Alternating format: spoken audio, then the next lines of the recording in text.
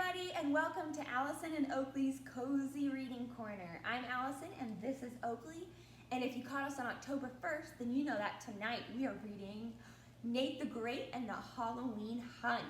So let's get into it. If you have a blanket or a teddy bear, you're going to want to grab it now because this book gets a little spooky. You ready, Oakley? My name is Nate the Great. I'm a detective. Tonight, I got into trouble. Tonight, I was locked in a haunted house. With my dog, Sludge, I was in big trouble. There were no pancakes there. I was on a case, a Halloween case. It started about an hour ago. My dog, Sludge, and I were looking out our window. We were waiting for witches and clowns and Draculas and princesses to ring our doorbell. Suddenly, I heard a scratch at the door, a loud scratch. I went to the door and opened it. Someone was standing there in a long dress, a bonnet, and a shawl. It was Little Red Riding Hood's grandmother carrying a trick-or-treat bag in her big teeth. His big teeth. The grandmother was Annie's dog, Fang. Hopefully it was Annie's dog, Fang. I, Nate the Great, did not think that Halloween was a scary holiday. Until now. Where's Annie? I asked. Does she know you're out alone on Halloween? I did not wait for an answer. I dropped some treats into Fang's bag. He wagged his tail and went down the walk. I closed the door behind him. Sludge crawled out from under a chair. I said to him, "Be brave on Halloween. We do not believe in ghosts and goblins or grandmothers with big teeth." Sludge went back to the window. The doorbell rang. I opened the door. Annie and Rosamund were outside. They were both dressed as Little Red Riding Hood, and they were each carrying a basket covered with a red cloth. "Your grandmother was just here," I said to both of them. "I know it," Annie said. "This is Fang's first year out alone on Halloween." I put some treats in his bag, I said, "and now I'll give you some for your baskets." "My basket is already heavy with treats," Rosamund said.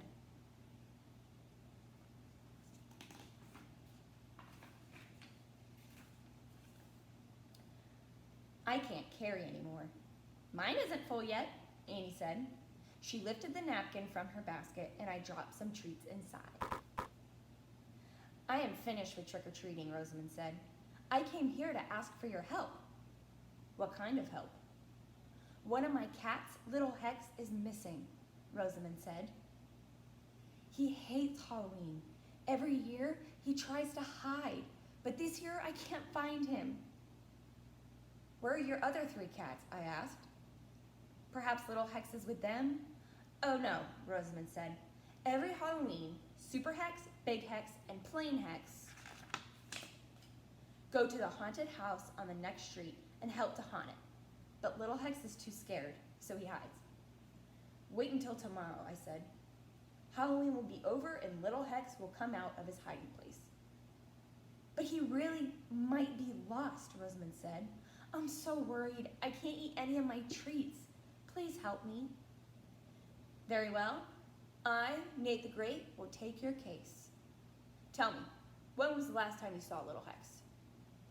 "He was following Annie and me," Rosamund said. "Where did you go tonight?" I asked. "First I put on my costume," Rosamund said, "and then I went to Annie's house. Little Hex followed me there. And then what?"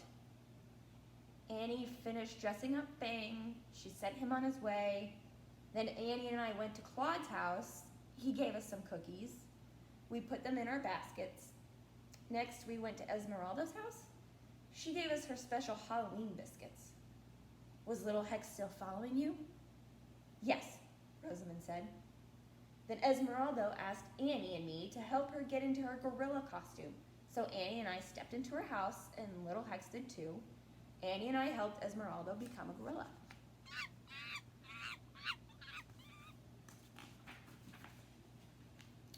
three of us started to leave Esmeralda's house. That's when I noticed that little Hex was gone.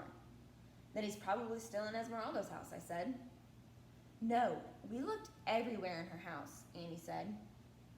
Was Esmeralda's door open or closed while you were helping her with her costume? I asked. Open, Annie said. So little Hex probably escaped outside, I said. It is hard to find a small black cat in the dark, but I will go out and hunt for him. Oh, thank you, Rosamund said. I will go home and wait for you to bring him back. Rosamund and Annie left. I wrote a note to my mother. Dear Mother, I am on a Halloween case. I am hunting for little Hex, who would rather hide than haunt. I will be back, unless a grandmother with big teeth uses them on me. Love, Nate the Great. I got a flashlight. Sludge and I went out into the night. I saw two pirates ahead of us. Excuse me, I said. Have you seen Rosamund's cat, little Hex? The pirates turned around. They were Finley and Pip. We have just started on our rounds, Finley said, and all we've seen are dancing artichoke and robots. Sludge and I walked up and down the street. We saw more pirates and monsters and kings and artichokes, but we did not see little Hex. Where could he be? What would a scared cat do on Halloween? I asked Sludge. Then I had an idea. Perhaps little Hex wasn't scared anymore. Perhaps I should be looking for a brave cat and not a scared one. Perhaps this year, little Hex is learning how to haunt, I said to Sludge. I, Nate the Great, don't believe in haunted houses, but we must go to that old house and hunt for little Hex. Sludge did not look happy, but we walked into that old house. It looked haunted. It looked like every ghost who had ever haunted anything was haunting this house on this night. Sludge and I crept up the front steps. They creaked. I knew they would. I knocked on the door. It creaked. I knew it would. I opened the door. It squeaked. I knew it would. I stepped in the house. Sludge sunk in. I called out, Super Hex, Big Hex, Plain Hex, Little Hex, any Hex, are you here? You have 1 minute to show your faces. Then Sludge and I are leaving. I started to count the seconds. 1, 2, 3, 4, slam! The door shut behind us. I tried to open it. It was stuck. There must be another door, I said to Sludge. I flashed my flashlight around. I saw cobwebs and old furniture draped with white sheets. I heard clinking and clinking and shrieking. Is that you, cats? I shouted. I saw 3 pairs of eyes glowing at me in the dark. Cat's eyes. They belonged to Super Hex, Big Hex, and Plain Hex. Then they disappeared. I flashed my flashlight all over the house. The 3 cats were gone. But how did they get out of the house? How could Sludge and I get out? I heard more clinks and clanks and shrieks.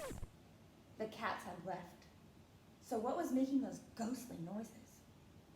I, Nate the Great, now believed in haunted houses. We had to get out of there. I found another door. It was locked. I tried windows. They were locked. There must be a way out, I thought.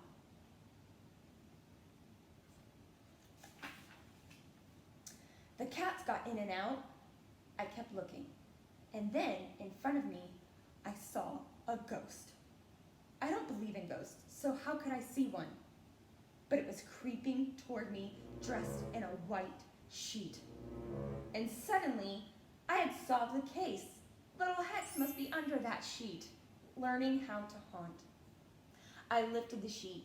Sludge was huddled under it. He was hiding. I unwrapped him. He led me to another room. He found a hole. It was a small hole, but he dug in it. making it bigger. It was big enough for us to crawl into.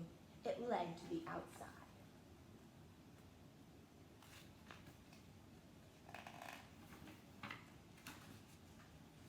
We were free. Good work, Sludge, I said. We walked down the street away from the house. We were happy to do that. Little Hex was not in the haunted house, I said. We are back to looking for a scared cat. Did I have any clues? Pancakes helped me think. Bones helped Sludge think. We went home. We ate. I thought back. The last time Rosamund saw Little Hex was when he followed her into Esmeralda's house. Then he was gone. Esmeralda and Annie and Rosamund had searched Esmeralda's house, but they could not find Little Hex. So he must have gone out into the night, alone. But why would he do that when he was scared of Halloween? Sludge was scared of Halloween too. He had hidden under a chair in my house and under a sheet in the haunted house. Perhaps Little Hex was hiding under something. But what? But where? We must go where Little Hex was last seen, I said. Sludge and I went to Esmeralda's house.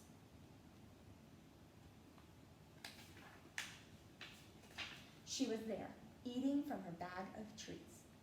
I am looking for Little Hex, I said. He isn't here, Esmeralda said. Rosamund and Annie and I looked all over this house. You want some of my treats? My bag got too heavy to carry around. I stared at Esmeralda's treats. Suddenly, I remembered something. I remembered lots of things. I remembered clues. I have no time for treats, I said. I must go to Rosamund's house right away. Sludge and I rushed to Rosamund's house. She was laying on a sofa. She was still wearing her Little Red Riding Hood costume. She looked strange in it. Rosamund looked strange in everything. I was just at Esmeralda's house, I said. She was eating some of her treats. I'm still not hungry, Rosamund said, pointing to her covered basket on a table. I'm too sad to eat. I think I know where Little Hex is, I said. Where? Where is he? Rosamund clutched her red cloak. I, Nate the Great, walked over to Rosamund's basket. I lifted up the red cloth that was on top of it.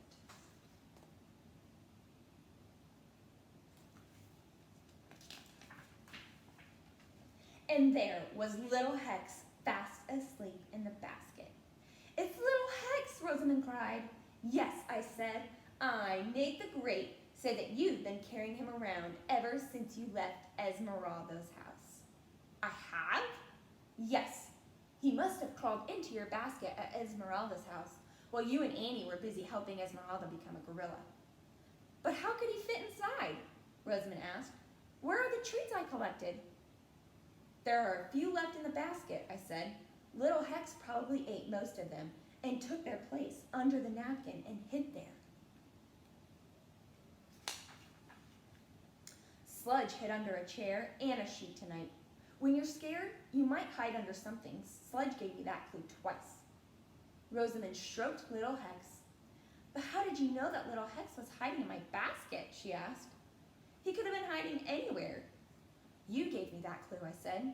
You told me that you and Annie started out together doing trick-or-treat.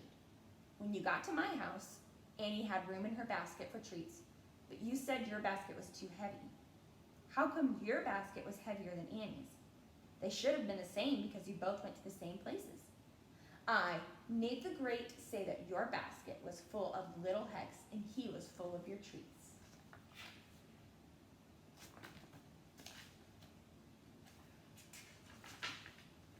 No wonder it was so heavy.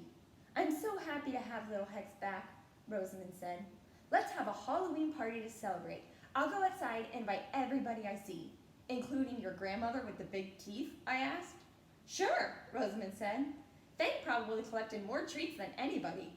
I believe that, I said, but I will never be hungry enough to take food from Fang's fangs. Sludge and I left. The case was over. Halloween was almost over. No more hunting, no more haunting. What had caused all the clinking and clanking and shrieking in that old haunted house?